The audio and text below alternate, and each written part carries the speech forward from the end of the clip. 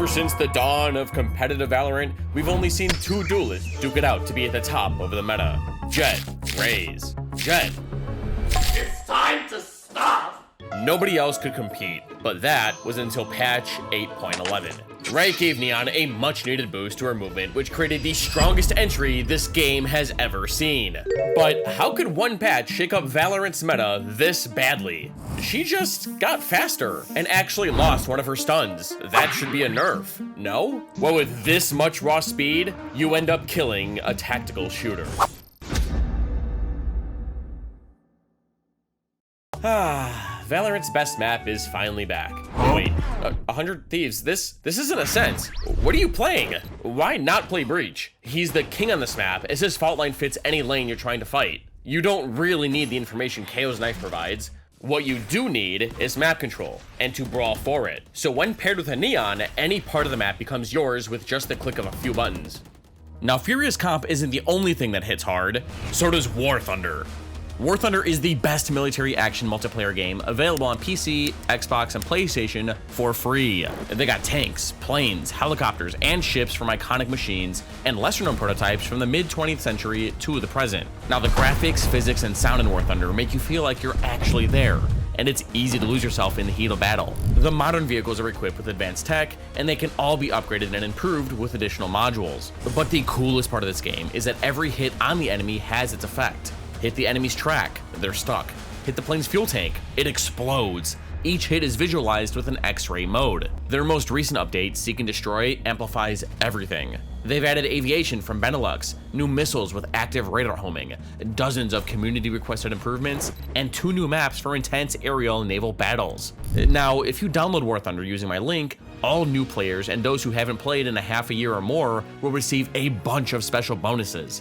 So, support me and my videos by playing War Thunder for free using my link in the description. Trust me guys, it goes a long way. Plus the game is actually sick. Thanks War Thunder for sponsoring this video, and now let's get back to the breakdown. Now, despite having such an overpowering comp, Furia have a fake plan on pistol. They're going to apply pressure on A to keep the defense anchored, then quickly bolt towards C and storm the site. Now, 100 Thieves have an interesting buy. KO selflessly given his ghost to Jett so she can go half armor and save 400 credits. Doing so ensures that no matter what happens, kills, rounds won or lost, Cryo has the option to op as soon as round 3. Their plan is to try and slot Omen into long, crossfire with Jett, while Killjoy stalls on B, but they have both initiators on A, meaning that this pressure might not attract rotates if it gets cleared out fast enough. They start the round by flinging the 0 point into lobby alongside a shock dart and smoke to discourage the offense from pushing in. But Furia canceled this out by flinging Dizzy straight up into the air, protected by her breach flash, tagging both long players. The attackers have the defenders locked behind their own dark cover, and Neon has burned one of her 2 slides getting into this cubby. So, the knife's tagged 3, the defense heard a slide, and got gooped down by Dizzy. I'm about to bust. In 100 Thieves' head, there are attackers in this area, which has tempted Jett to give up C. Now, because of this turret holding all of mid for its team, Furia are sprinting through spawn, knowing nobody could be pushed up, listening to them leave lobby. But bangs up C, he hears them, and stops Cryo from leaving. Despite all these countermeasures, Furia never expected someone to push up C and spoil their plan. Bang's gonna be pretty much on a one and done if this doesn't get cleared, especially now that the Dizzy has not been refreshed yet, and there's the peak. Forward position though from Cryo, was able to trade it back against Shanji. Now towards the back, Aftershock pushes him out. Zero catches 2 off guard and picks him off. Now continuing to push forward. He knows that there's one around the corner and decides to play back with his teammates. An advantage coming out on 2 versus 4. So it's all up to Austin. Against this comp, it doesn't really matter what kind of crossfire you got, you're not holding sight. Neon flew past the cross to spot for info, you're not killing her, and then each piece of utility slots into each ideal anchor position. Fault line the right, relay bolt the middle, aftershock plat. And then, you still have 2 flashes, plus all your other teammates' utility. Now here, Jett revealed herself, so Furia concentrated all their firepower on her head, and they still had a ton more utility left. A flashpoint, paranoia, a nano that was used to trap any side players in or prevent a flood, and if Gecko didn't die first, they could have had Dizzy and Wingman on top of all of this. The cool thing though is that the fake default they did in the beginning of the round allows enough time for Dizzy to come back online for their C hit. Whew. With the sheer amount of force this comp has to take whichever site they please, 100 Thieves need to come up with a counter quick. On the eco, Furia were so confident in their comp that they bought 2 Spectres and a Bulldog alongside 2 saved Ghosts. That's it. This isn't that strong of a buy. They took site in 10 seconds, Breach farmed some ult orbs, and now it's time to feel the full force of this overwhelming comp. It looks like both teams have the same game plan as Pistol, but 100 Thieves' investment on round 1 has paid dividends. Cryo has an op early and is posted up on long, but Furia are slamming A. They start the round by stunning and smoking long, allowing the closer range weapons to scale up safely, despite all being tagged by 100 Thieves' knife. The attackers gather into the dark cover and get ready to explode. Does not allow for Furia to flood too much util until they execute towards the fight. Oh my. There's so much util that forces now 100 Thieves to play further towards the back, but Asuna does score the first kill. A push forward from Noswork, trying to surprise Asuna, and no support coming through. Busio just got dinked. Now NWZero answers back as EU drop here from heaven. Op shot missed. NWZero continues to push forward. They are not afraid to fight towards. Alright, let me recreate this execute, and you tell me, where exactly would you play? Now, Asuna played near spawn because Furia didn't have a smoke, and EU darted for him to get one, but he was lucky to get out with his life. The offense tried to fight up and catch him falling back. EU jumped out of heaven immediately to punish. I mean, that's not a bad idea. But what is Asuna doing? Neon's killing his teammates, and he's just standing in the back, throwing his flashes in the garbage. Okay, while Asuna is doing arm circles in spawn, Bang has pushed all the way down C, and 100 Thieves' game plan starts to make a lot more sense. Their comp just can't compete against Furia's. It's too overpowering. But what the offense lacks is information. So 100 Thieves are responding by taking space where Furia aren't. This should make re-clearing for them a nightmare without Sova. But here's the issue. You don't need to re-clear anything if you take site every time. I think 100 Thieves should be doing something a bit different, but let's see if they figure it out. Now, because Asuna sent his flashes to outer space, Bang can't flank with his paranoia being the only thing to get them out of this choke. If he flanks, he throws. So Bang has no choice but to return back to his team. Neon retreats to hell, and 100 Thieves start the rest of their retake. Oh, paranoia though. There is that scope in to get the pick, but Cryo's now alone. Picks up the Vandal to swing out for Khalil. Onto the eco, Furia went A again, but Neon's so fast that she forgot to clear her corners.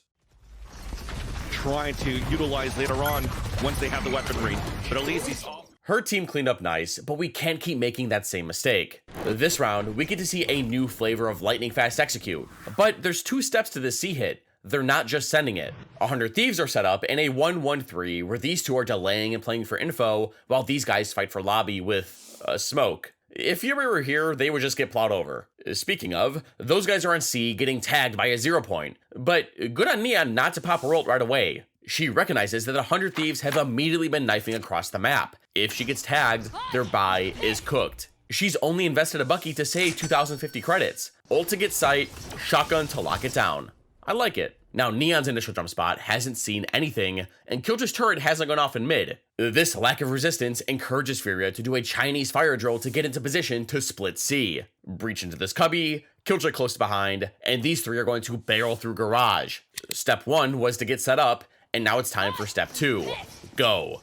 That did actually spot NWZero.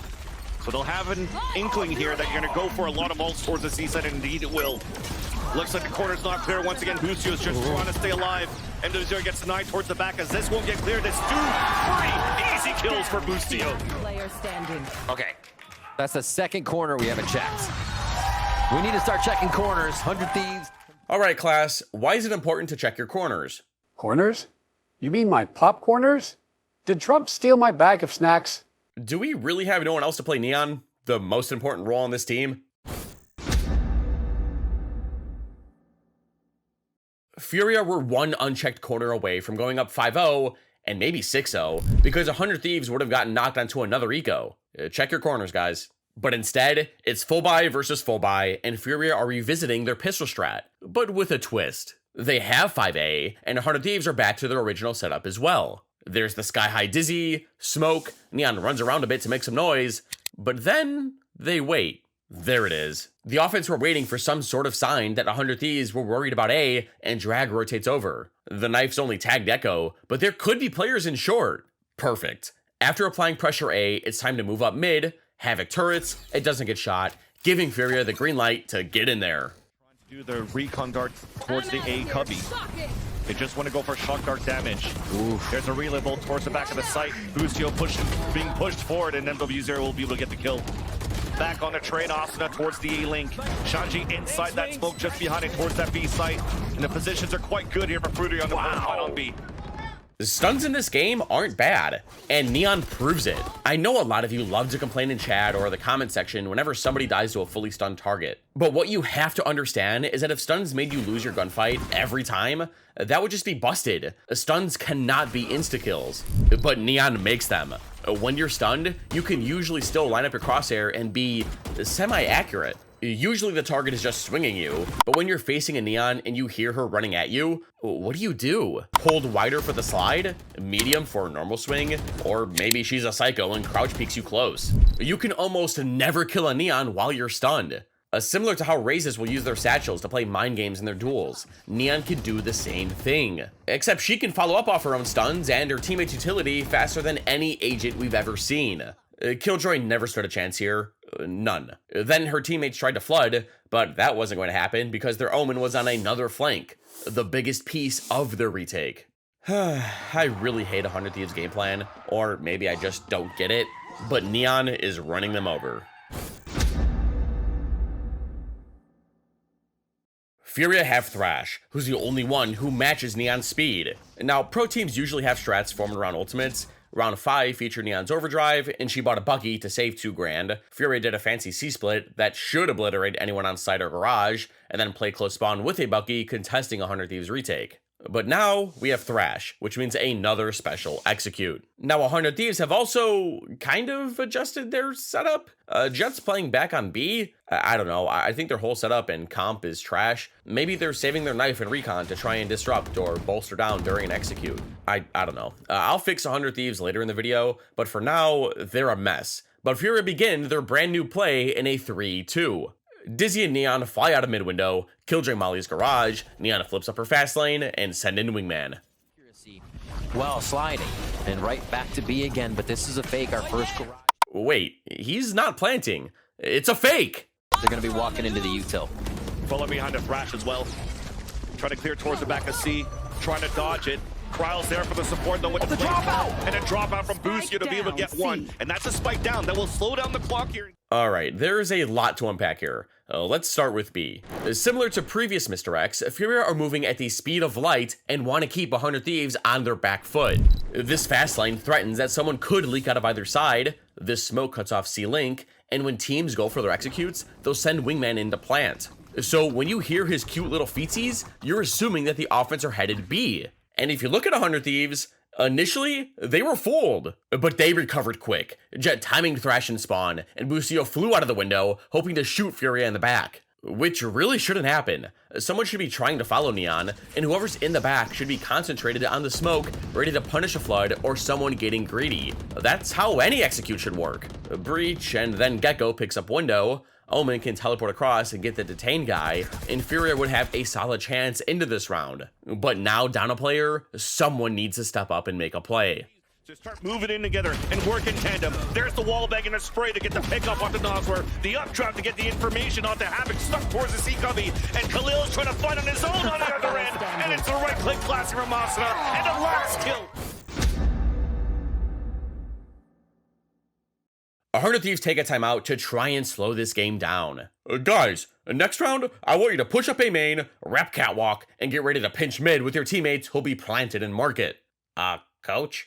This isn't a scent. Then why'd we pick this comp?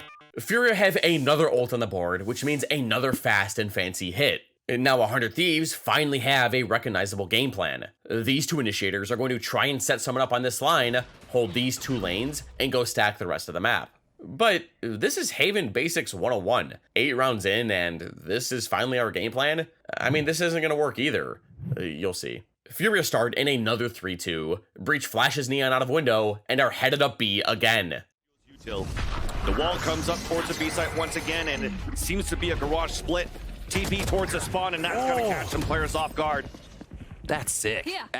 Fast lane to get onto B, a relay bolt for the left, Dizzy over Neon's wall, smoke to close the gap from back sight, fault line to catch anyone in the window, and Omen stuck his ult into 100 Thief spawn, blasting Bang upside the head. Every time Furia have slammed C, the defense have been around Garage or either flooding or contesting an execute. So Furia adjusted by bringing the fight to them, splitting the site from Spawn and Garage. Now after clearing the space, the offense don't feel confident enough to collapse on Boostio since Gecko died on B and Khalil hearing a stampede through Spawn. The run right after the timeout too. But Khalil's now pinned between players to jump across here. Asuna jumped across Spawn to shake Khalil's crosshair, and Cryo could trade. Pros do this all the time. But do you want to know what else breaks crosshair placement? Flashes. He had 2 of them. What's up with this dude and his flashes this game? After Omen got traded, Furia felt more comfortable pushing through Garage, not knowing where the rest of 100 Thieves were. And now it's all up to Boostio. On the top of the logs, there's a hit on the first. 2 versus 2. Havoc turret spawn, and both Furia players need to stick together. At this point, Jet and Sova can be anywhere. But they hear EU's drone from Garage, so the duo pushes in hoping to isolate the 2 remaining defenders. From that breach, they heard it as they're trying to fight back towards the Garage. Swinging up from Cryo. Disadvantage now. Zach is going to ping out Havoc, and that allows the wall bang.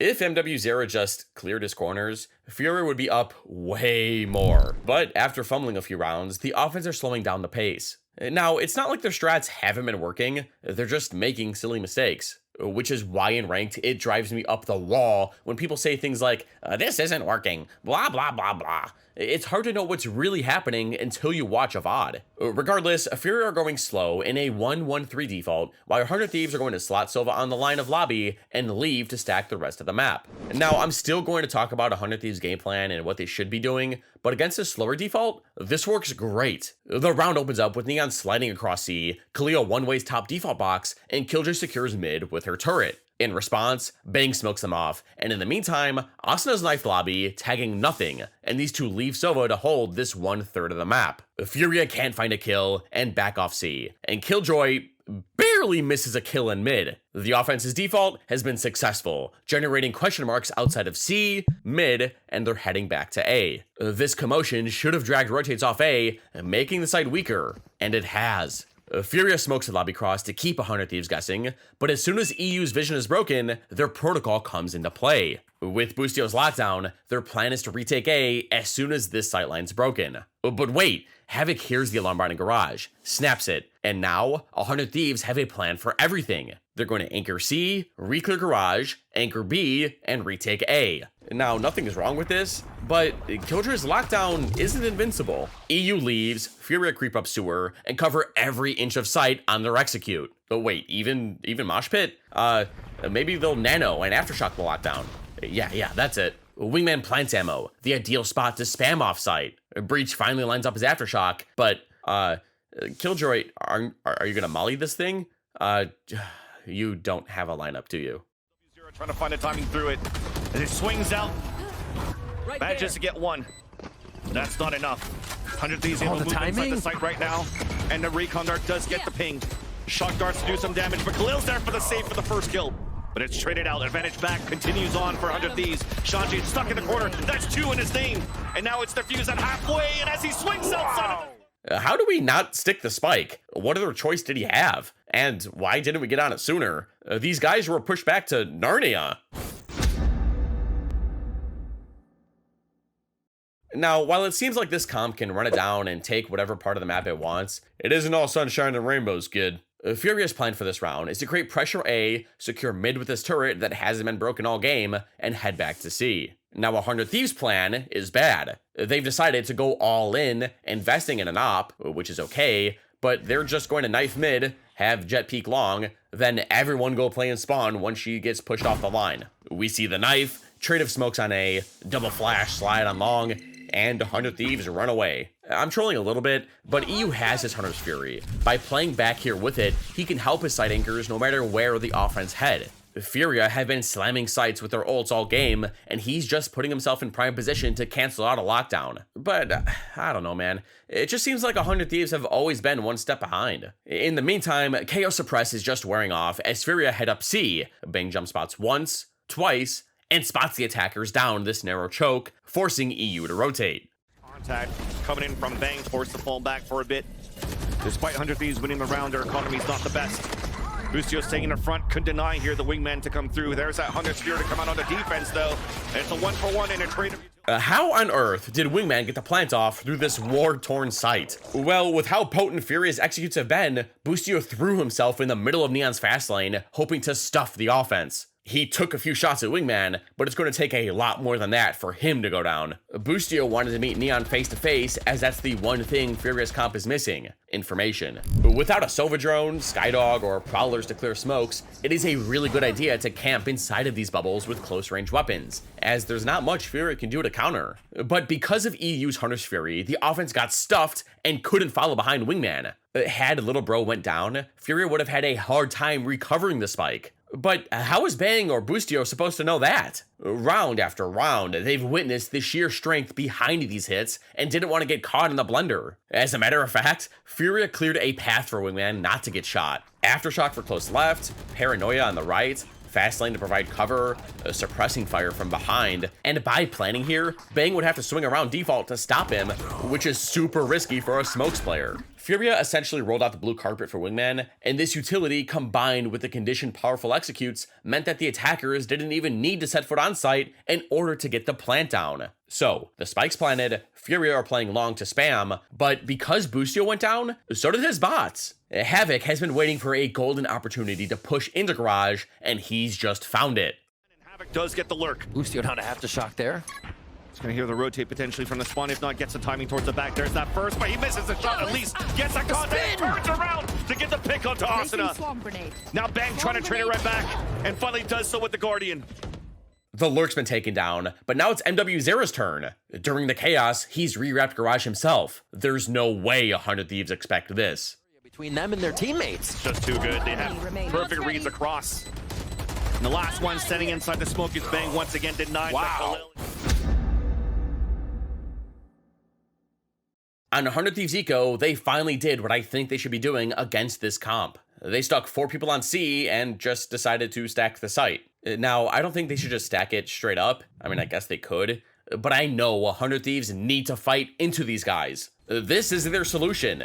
Group up and contest a lobby super hard, leave Jet posted up on sewer since Furia keeps smoking long, and then reinforce the rest of the map. Or if they dodge your stack, you save your utility for a strong retake. Furia are dumping everything on their side hits and only save like one piece of utility, usually their aftershock. Then when you condition at your stacking, Furia is going to slow down to avoid these stacks, or save utility on the executes to combat your retake, then you can try and anchor down on site. And it almost worked. They are everywhere on the map right now, and 100 Thieves are actually ready for the C play this time. Left and right. Oh gosh. Once again, too good of a utility. At least we get some sure shots. Some damage being done. It's a hindsight take, but with rifles, 100 Thieves win this round. But Khalil had his ult, went A with his Killjoy who held space, and they ended up converting the round. Now in the last round of the half, Furia are pulling out the Mr. Beast buy. They've been so dominant this half that now they can afford 2 ops to work the map, and then slam a site with 3 ults. Similar to what we saw previously with the Bucky, Nia can use her overdrive on the execute and use her op in the post plant. And 100 Thieves are setting Cryo up on this line, finally from short. Why didn't we do this earlier? The barriers drop and both snipers immediately swing out long. The most common way to get information on C is to jump spot this angle, and Furia are ready to punish. In the meantime, Asuna has knifed lobby, not tagging a soul. Cryo slides down sewer, posted on lobby. This means that the offense have to be mid or C, and Bang goes to check. We're towards the right side. Rolling Thunder is ready. Bang barely escapes with his life, and Furia's default has been successful again. Question mark made on C, probably mid, and now they're headed back to A. But for the first time this game, Cryo's posted on short, and Furia don't have a drone to clear this space out. The offense are going to have to walk right into his crosshair. Almost looked like it was going to be an honest C take, but with the breach not there to help with the initial util, they decide to group together towards the A site hit. Cryo forced to dash away. He missed his chance, and now it's time to get steamrolled. So you heard the op shot coming out once again from NW0. Rolling Thunder and the overdrive to commit towards the side, and a Dizzy will allow for Furia to clear the corner. Players now falling down for 100 Thieves. 100 Thieves had no chance against this bombardment of abilities, but the rest of the defense are here and have a chance to flood out behind this smoke. With his null command pulsating, Asuna flashes over, Bang suplexes Neon, and they punish Zand. But it's not over yet. Havoc still has his lockdown, and with the suppress active, 100 Thieves have a few second window to win the round before it goes off. We're trying to push back very quickly for 100 Thieves, not giving a chance here for Freezer to set up. Advantage coming back here as players are suppressed. They cannot get the lockdown available. Finally, you place it down for Havoc. Here's the aftershock to try to delay, though, and a Paranoid game pushed forward. Khalil on the other side of Long, but now it's diffused and halfway, trying to stick it, pushing forward, though. Busso gets a pick, but Havoc trades it back. Neon is just fantastic on this map. I'd argue even better on defense. But Furia blew this lead somehow? If you want to find out how they choked this bad, check out the second half over on my Patreon. In the meantime, Neon should not be slept on. Just like Viper, she's still just as nuts on this map. Watch this video if you think I'm being weird.